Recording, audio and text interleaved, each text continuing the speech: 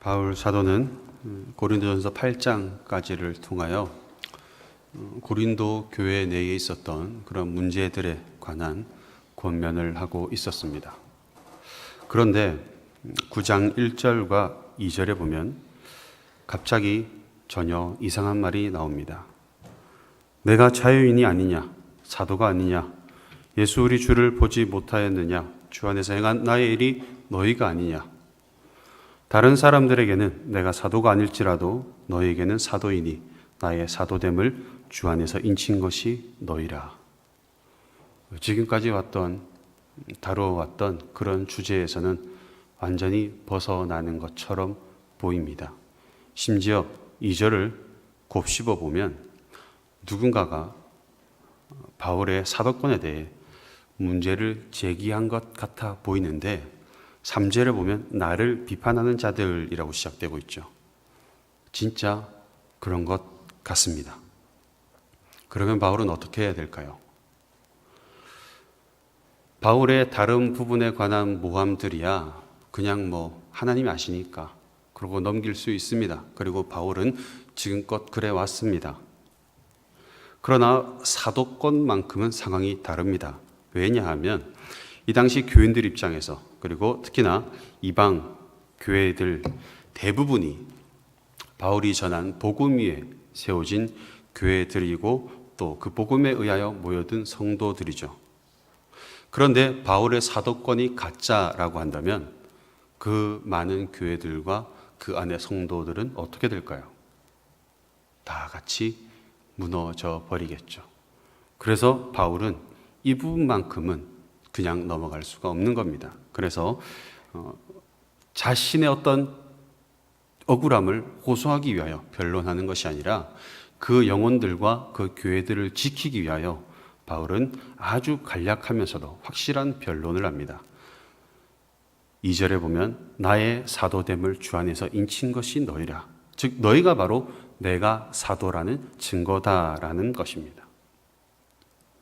그리고 더 나아가서 바울은 그들이 제기하였던 즉 바울의 사도권에 문제가 있다라는 주장의 근거로 내세웠던 그 내용을 토대로 고린도 교회에 또 하나의 권면을 하고 있습니다. 그것이 바로 9장 전체의 내용인데요. 한번 보도록 하겠습니다. 먼저 4절과 6절에 보면 바울은 자신에게 있는 권리에 대해서 이야기하고 있습니다. 먼저는 4절에 보면 먹고 마실 권리, 그리고 5절에 보면 믿음에 자매된 아내를 데리고 다닐 권리, 그리고 6절에 보면 일하지 아니할 권리. 이 권리들을 하나씩 살펴보면 먼저 먹고 마실 권리라는 것은 먹는 것과 마시는 것은 사람이 살아가는 데 있어서 가장 기초적인, 기본적인, 아주 필수적인 것입니다. 그렇기 때문에 이 말은 생활할 권리, 즉 자신이 살아갈 수 있는 권리, 생명을 유지할 권리를 의미하는 것으로 볼 수 있습니다. 그리고 두 번째로 믿음에 자매된 아내를 데리고 다닐 권리. 이 말을 잘못 이해하면 바울은 현재 싱글인 상태이기에 결혼을 할 권리를 이야기하는 것으로 볼 수 있는데 그것이 아니라 한 가정의 가장으로서 자신에게 속한 가족을 부양할 권리를 말하고 있는 것입니다. 그리고 세 번째로 일하지 아니할 권리라는 것은 돈을 벌기 위하여 세상의 직업을 갖지 않을 권리를 의미하는 것인데 바울은 자신에게 이 세 가지의 권리가 없겠느냐라며 반문하고 있죠. 그 말은 곧 자신에게는 이 세 가지 권리가 모두 다 있다라는 말인 것이고 그 말은 곧 바울은 복음을 전하는 사도로서 그 사명에 집중할 수 있도록 하기 위하여 고린도 교회는 마땅히 이러한 부분들을 책임져야 할 의무가 있다라는 말을 하고 있는 것입니다. 즉 바울의 생활을 책임져야 한다는 거죠. 그러면 이제 교회가 왜 무슨 이유로 당신을 책임져야 합니까? 라고 반문할 수 있겠죠. 특히나 고린도 교인들의 상태라고 한다면 물론 전부 다 그런 건 아니겠지만 고린도 교회 교인들은 우리가 지금까지 쭉 살펴봐 왔듯이 전반적으로 가장 기본적인 기초적인 개념조차 잡혀있지 않은 상태였습니다. 그렇기 때문에 충분히 이런 반문이 나올 법하다는 거죠. 그래서 바울은 이 부분에 대하여 사람의 예와 율법의 예 두 가지를 통하여 설명하고 있는데, 먼저 7절에 보면 누가 자기 비용으로 군복무를 하겠느냐, 누가 포도를 심고 그 열매를 먹지 않겠느냐, 누가 양떼를 기르고 그 양떼의 것을 젖을 먹지 않겠느냐. 다시 말해 자기 재산을 탕진해 가면서 군복무를 하는 사람도 없고, 포도를 심는 사람이 포도를 못 먹는다면 누가 그 포도를 심을 것이며, 양의 젖을 먹지 못한다면 누가 양떼를 치겠느냐. 즉 그렇게 할 사람은 없다는 말이죠. 그러므로 일하는 자는 그 일에 대한 합당한 보수를 받는 것이 마땅하다, 당연하다라는 말을 하고 있는 것입니다. 그리고 두 번째로 9절에 보면 곡식을 밟아 떠는 소에게 망을 씌우지 말라라는 신명기 25장의 말씀을 인용하고 있는데, 고대 근동에서 곡식을 추수하고 또 이것을 떨어내기 위하여 이삭을 마당에 깔아놓고 한 쌍의 소를 이렇게 묶어서 그 위를 밟게 하거나, 또는 곡식을 깔아놓고 가운데 기둥을 박아놓고 거기에 끈을 묶어서 반대쪽 끈에 소를 묶어서 이렇게 빙빙 이렇게 돌아가면서 밟도록 해가지고 이렇게 그거를 이렇게 떨어냈다고 합니다. 그런데 이때 소에게 망을 씌우지 말라는 거죠. 무슨 말인가 하면 소가 곡식을 밟다가 배가 고플 수 있겠죠. 곡식 조금 주워 먹게 하라는 겁니다. 그렇게 하는 것이 당연하다라는 말씀인 것이죠. 그러니 사람의 여러보나 율법의 여러보나 일을 하는 자는 그 일에 대한 마땅한 대가를 받는 것이 당연하다, 받을 권리가 있다라는 말인 것입니다. 그러므로 11절에 보면 우리가 너희에게 신령한 것을 뿌렸은즉, 말씀 즉 복음을 뿌렸다는 거죠. 그것을 뿌렸은즉 너희의 육적인 것을 거두기로 과하다 하겠느냐. 그렇게 할 수 없다는 말이죠. 마땅히 주어야 한다라는 것입니다. 그러니 너희들은 나에게 충분한 사례를 하고 그것을 가지고 왈가왈부하지 말라라고 끝이 날 것 같은데 반전이 나옵니다. 12절에 보면 그러나 이렇게 하죠. 중간입니다. 12절 중반에 보면 그러나 우리가 이 권리를 쓰지 아니하고 범사에 참는 것은 그리스도의 복음에 아무 장애가 없게 하려 함이로다. 15절에도 나옵니다. 그러나 내가 이것을 하나도 쓰지 아니하였고 또 이 말을 쓰는 것은 내게 이같이 하여 달라는 것이 아니다. 자, 그러면 지금 바울은 고린도 교회를 위해서 열심히 사역을 했습니다. 그렇기 때문에 바울은 고린도 교회로부터 마땅한 사례를 받는 것이 당연하죠. 합당하다는 겁니다. 그런데 바울은 그것을 받아왔는가 하면 그렇지 않았다는 거죠. 안 받았다 나는 너에게. 그리고 이 말을 하는 것도 달라고 이야기하는 것이 아니라는 겁니다. 그러면 왜 바울은 고린도 교회로부터 마땅히 받아야 할 그 재정적 지원을 받지 않았는가 하면, 먼저 고린도시의 상황부터 생각해 보면 많은 신전들이 있었습니다. 그리고 그 신전에 많은 제사장들이 있었겠죠. 그 제사장들은 어떻게 살았을까요? 근검, 절약, 청빈, 무소유, 앞집 사람들처럼 그렇게 살았을까요? 아니겠죠. 아주 호화로운 생활을 했을 겁니다. 신전으로 받은 돈을 가지고. 자, 이런 상황에서 바울이 고린도 교회를 세웠습니다. 그리고 그 고린도 교회로부터 사례를 받는다라고 한번 생각해 봅시다. 그러면 그 신전 문화에 익숙했던 고린도 교인들, 고린도 사람들의 눈에 신전 제사장과 바울의 차이는 뭐라고 생각할까요? 같은 부류의 사람이라 생각할 수밖에 없겠죠. 그리고 이러한 사고는 결국 바울이 전하는 복음까지도 오염될 가능성이 농후하다라는 것입니다.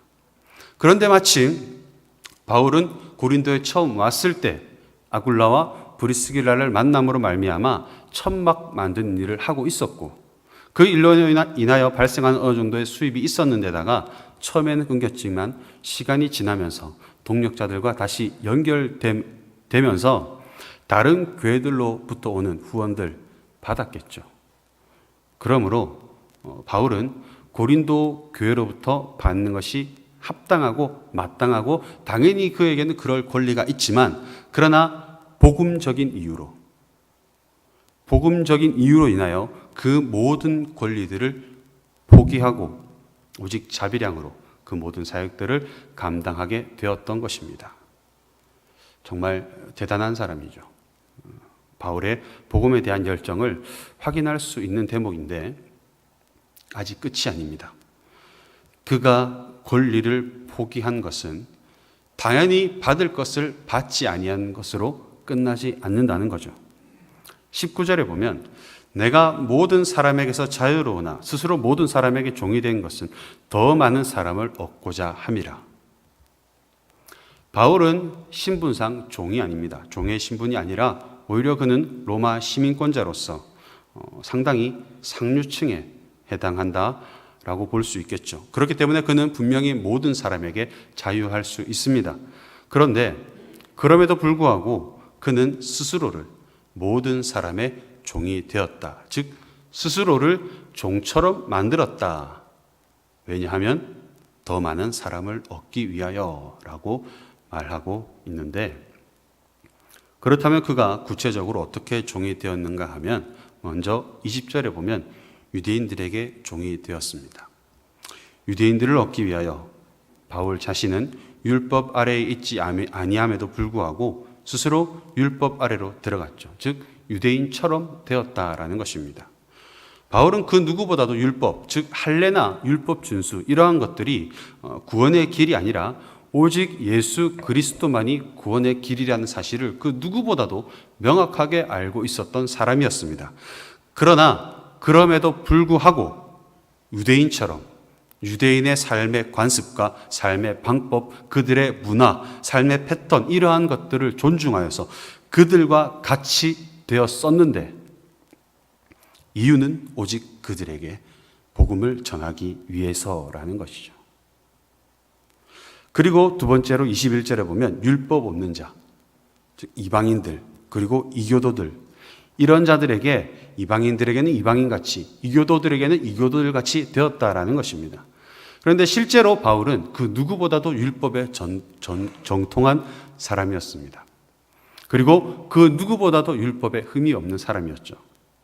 그래서 21절 중반부에 보면 하나님께는 율법 없는 자가 아니요 도리어 그리스도의 율법 아래에 있는 자이나, 다시 말해 나는 그리스도의 사람, 그리스도를 믿음으로 율법을 온전히 이루었으나 그러나 그럼에도 불구하고 그런 내가 스스로 율법 없는 자와 같이 되었다라는 것입니다.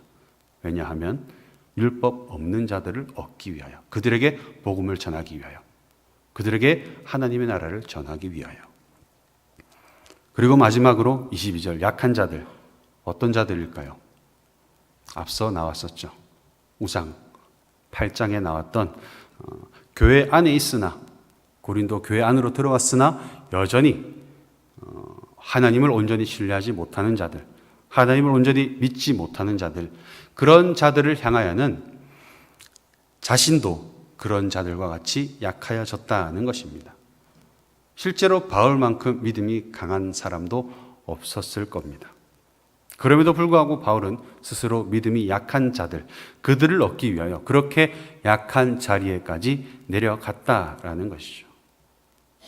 그러면 바울의 이야기를 한번 정리를 해보면, 먼저 그는 자신이 마땅히 받아도 되는, 충분히 받을 수 있는 그런 권리가 있음에도 불구하고 그것을 포기하였다.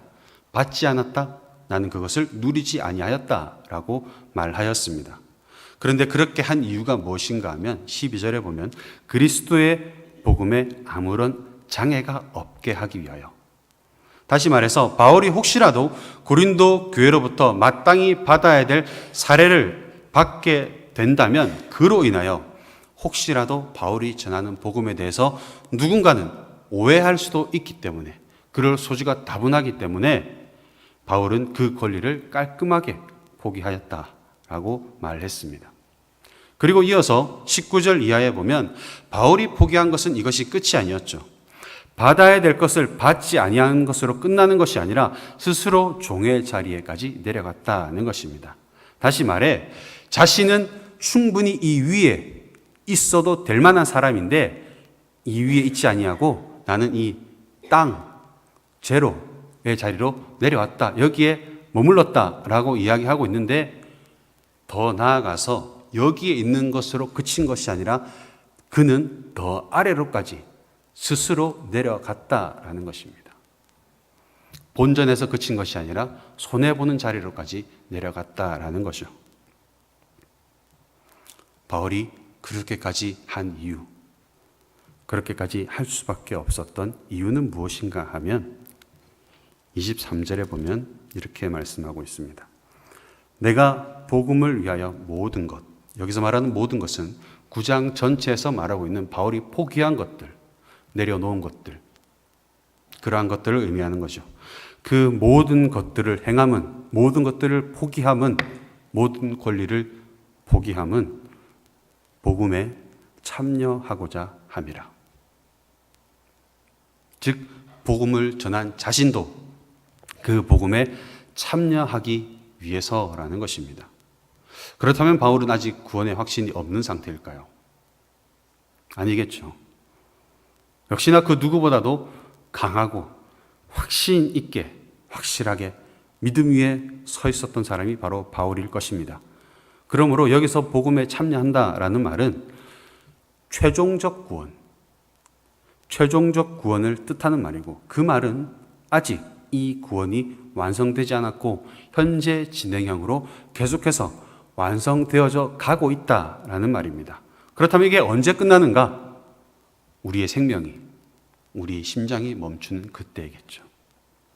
그때까지 이 구원은 바울뿐만이 아니라 오늘을 살아가는 우리 모두가 완성시켜야 될, 즉 이루어 가야만 할 구원이라는 것입니다. 그리고 이것을 위하여 바울은 모든 권리들을 내려놓았다, 모든 권리들을 포기했다 라고 이야기를 하고 있는 것이죠. 그래서 바울은 이것을 24절에 보면 운동장에서 다름질하는 자에 비교를 하고 있는데, 24절을 보면 운동장에서 다름질하는 자들이 다 달릴지라도 오직 상을 받는 사람은 한 사람인 줄을 너희가 알지 못하느냐.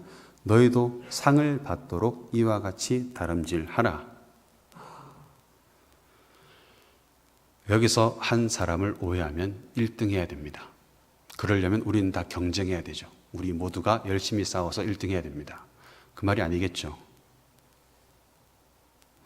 상을 받으라라는 것입니다. 구원을 받도록 달려가라 라는 말이죠. 그래서 너희라는 말을 쓰고 있는 거죠. 복수입니다. 그리고 그 말은 한 사람만 받는 것이, 가장 먼저 온 한 사람만 받는 상이 아니라 끝까지 잃은 자는, 마지막까지 잃은 그 사람 한 사람은 모두 다 상을 받는다라는 것입니다. 그런데 이것을 위하여, 즉 들어가기 위하여, 상을 받기 위하여 필수적인 것이 하나 있는데 그것이 무엇인가 하면 25절에 나오는 절제라는 거죠. 절제. 썩는 면류관을 위하여도, 운동선수들 우리 다 알지 않습니까? 그 썩는 면류관을 위하여도 그렇게 절제하면서 경주를 준비하고 뛰는데 썩지 아니할 것을 얻기 위하여 달리는 우리는 어떻게 해야 될까요? 두말하면 입이 아프겠죠. 그래서 마지막 27절에 보면 내가 내 몸을 쳐 복종하게 함은 내가 남에게 전파한 후에 자신이 도리어 버림을 당할까 두려워함이로다 라고 끝이 나고 있는 것입니다. 포기하시기 바랍니다. 힘드시겠죠? 포기해야 합니다. 그래서 바울도 27절에 보면 내가 내 몸을 쳐 복종하게 함은, 다시 말해서 스스로에게 아주 엄격하고 단호하고 혹독하게 훈련시킨다라는 것입니다. 무엇을 위하여? 버림받지 않기 위하여, 복음에 참여하기 위하여, 마지막 상을 얻기 위하여.